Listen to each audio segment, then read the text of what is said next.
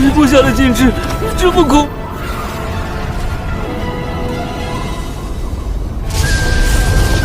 我太等，准备好。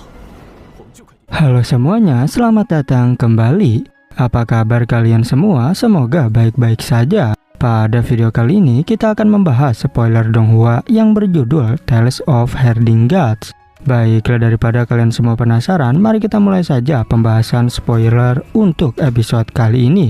Tanpa berbasa-basi lagi, langsung saja kita mulai videonya.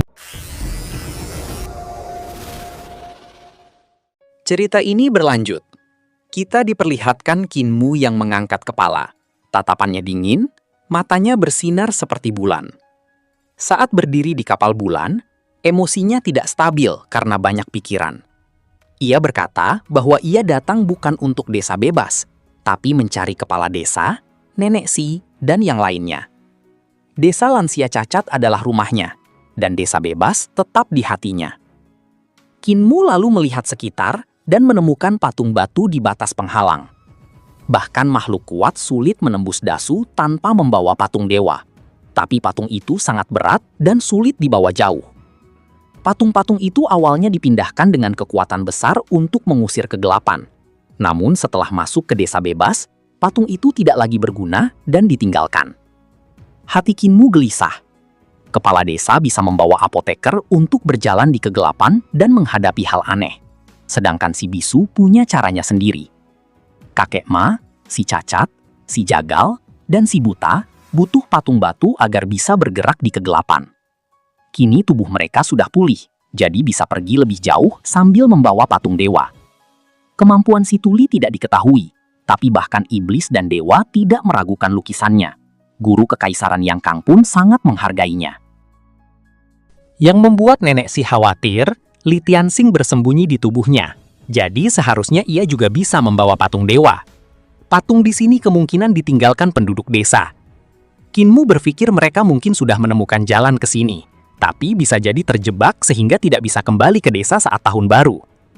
Kinmu membuka mata dan memakai jurus mata dewa dari si buta sampai penuh. Ia bertekad membawa kepala desa dan nenek pulang saat tahun baru. Ia tidak langsung masuk desa bebas, tapi memeriksa dari luar. Ia sadar, kepala desa dan yang lain sangat kuat. Jadi jika mereka masuk desa bebas, pasti ada bahaya besar hingga mereka terjebak. Bahkan kapal bulan tidak menjamin keselamatannya. Kinmu melihat jejak mereka di hutan depan desa bebas. Seni ilahi mereka seharusnya merusak sekitar. Tapi kerusakan di sana tidak parah, hanya ada bekas pertempuran kecil. Ia lalu mengikuti jejak itu dan menemukan beberapa reruntuhan. Jalur yang dilewati kepala desa dan lainnya juga melewati tempat itu. Jalan setapak di reruntuhan adalah satu-satunya jalur aman menuju desa bebas. Selain itu, semua tempat berbahaya dan tidak boleh dilewati. Kinmu memakai mata dewa dan melihat cahaya samar berbahaya di hutan, tapi tidak bisa melihat sumber penghalangnya. Pembatas itu sangat berbahaya, jadi jalur reruntuhan lebih aman. Ia melihat cahaya halus dari reruntuhan sekitar 300 mil di depan, dekat ujung hutan. Ki vital Kinmu meledak. Lalu ia mengambil liontin giok dan mengaktifkan kapal bulan sebelum melangkah masuk ke penghalang. Ia merasakan getaran lembut, seolah masuk dunia lain. Kegelapan dasu langsung hilang di belakangnya, dan saat menoleh ia tidak melihat apapun. Tiba-tiba Kinmu mendengar tawa aneh. Banyak iblis yang bersembunyi di kapal bulan langsung keluar dan menyerbu hutan seperti banjir. Muncul dewa iblis berkepala dua, berekor 5 dengan 8 kaki panjang seperti tangan yang melesat di udara sambil berteriak, "Fadah!" Raja Iblis Dutian terkejut karena tidak menyangka ada begitu banyak iblis bersembunyi di kapal. Dewa iblis itu menoleh dan mengejek Kinmu karena tanpa sadar membimbing mereka ke desa bebas. Ia berkata mereka sudah lama ingin masuk dan berterima kasih padanya.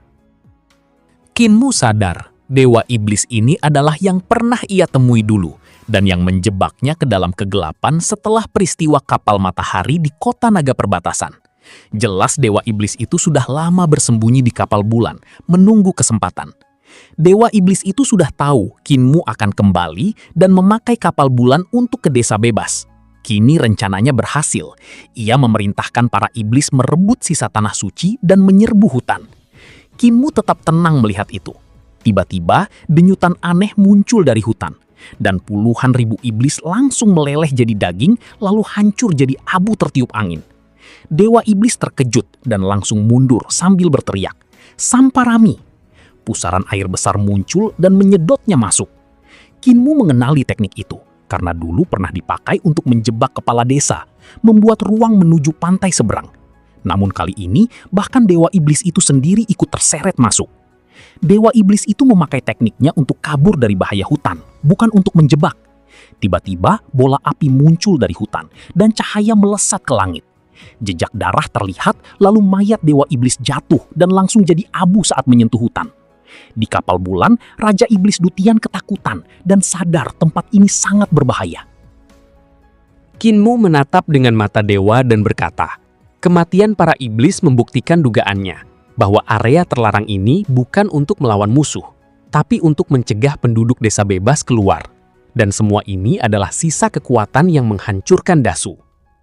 Raja Iblis Dutian kaget, lalu paham ucapan Kinmu. Area terlarang ini bukan untuk melawan musuh luar, tapi untuk mencegah penduduk desa bebas keluar. Siapapun yang masuk atau keluar akan langsung dihancurkan tanpa ampun. Reruntuhan di samping adalah jalan buatan penduduk desa bebas untuk kabur, bukan terbentuk alami. Kinmu menyimpulkan dari petunjuk kecil bahwa orang yang mengajarinya sangat licik. Raja Iblis Dutian gemetar, karena sadar iblis yang menempel di kapal bulan sudah diketahui Kinmu sejak awal, dan sengaja dibiarkan untuk menguji jalan. Ia pun merasa Kinmu sangat kejam, dan gurunya pasti lebih berbahaya. Raja Iblis Dutian mengamati area terlarang dan sadar, tanpa kapal bulan mereka tak bisa masuk. Jika dipaksa, kapal akan memicu area itu dan bisa hancur. Saat ia berpikir, kapal bulan tiba-tiba bergetar, lalu roboh dan berhenti. Aura dewa di sekitar Kinmu menghilang, sehingga ia lega. Karena jika kapal masuk lebih jauh, semua akan hancur. Meski melihat kehancuran desa bebas, Kinmu tetap tenang dan cerdas, hingga membuatnya kagum. Lalu Kinmu menendang naga kilin hingga bangun. Naga kilin mengikutinya dan bertanya pelan mereka ada di mana. Raja Iblis Dutian marah karena naga kilin justru bertanya setelah tidur sepanjang jalan. Naga kilin tersenyum dan menyindir bahwa Raja Iblis Dutian juga tidak tahu posisi mereka karena tertidur. Kinmu yang berada di antara pilar raksasa kembali normal, lalu menarik kakinya dari kapal bulan. Kapal sempat menyatu dengan kakinya, tapi ia bisa melepaskannya karena ukurannya sudah menyusut. Kinmu berdiri namun sangat lemah. Banyak harta ilahi dari kapal bulan tertutup, dan hanya embrio roh serta harta ilahi 5 elemen yang tersisa. Energi kapal terlalu besar, sehingga untuk mengendalikannya, ia harus mengorbankan kekuatan hidupnya. Ia sadar, Yang Jingjing lebih menderita karena tinggal lama di kapal matahari. Setelah itu, Kinmu mengatur napas, minum pil untuk pulih, lalu bangkit dan mengajak Raja Iblis serta Naga Kilin masuk ke area terlarang. Raja Iblis Dutian gemetar, lalu bertanya apakah Kinmu ingin memakai pengetahuan dan penglihatannya untuk masuk dan melakukan pencarian. Kinmu mengangguk dan berkata hanya dia yang bisa membawanya masuk karena visinya lebih kuat. Dutian tertawa sombong, lalu sempat mengejek, tapi segera mengubah nada dan meminta dilepaskan sesuai janji jika membantu. Kinmu setuju dan berkata akan menepati janji, bahkan bersedia membuat perjanjian penguasa bumi. Namun Dutian menolak karena tidak percaya dan yakin Kinmu akan menjebaknya lagi.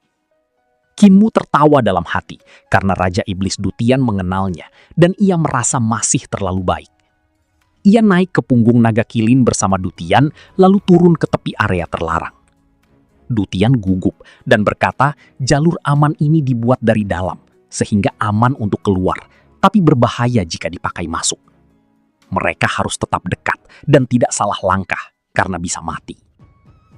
Kinmu maju membuka dada patung dewa dan menyesuaikan roda gigi sambil memperingatkan agar Dutian tidak macam-macam. Dutian pun menjawab kesal namun setuju untuk tetap dekat. Kinmu mengikuti Dutian, sementara 4 wajah dan 12 mata Dutian mengamati area terlarang sambil menghitung bahaya. Ia memakai ki iblis untuk menghitung ruang hingga angka dan run memenuhi udara. Kinmu kagum pada kemampuan aljabarnya. Dutian menjelaskan, tanpa aljabar, orang hanya memahami bentuk seni ilahi. bukan intinya. Kinmu tertarik belajar dan menyebut kitab misteri tertinggi yang memakai simbol 8 trigram sebagai sistem bilangan oktal yang rumit. Dan pada akhirnya, spoiler untuk episode kali ini pun bersambung. Oke, cukup sekian, terima kasih untuk video kali ini dan sampai jumpa di video berikutnya. 我们就快抵达禁区附近了。也是我们的了。姐，这个世界曾经往后一段路，我在脱。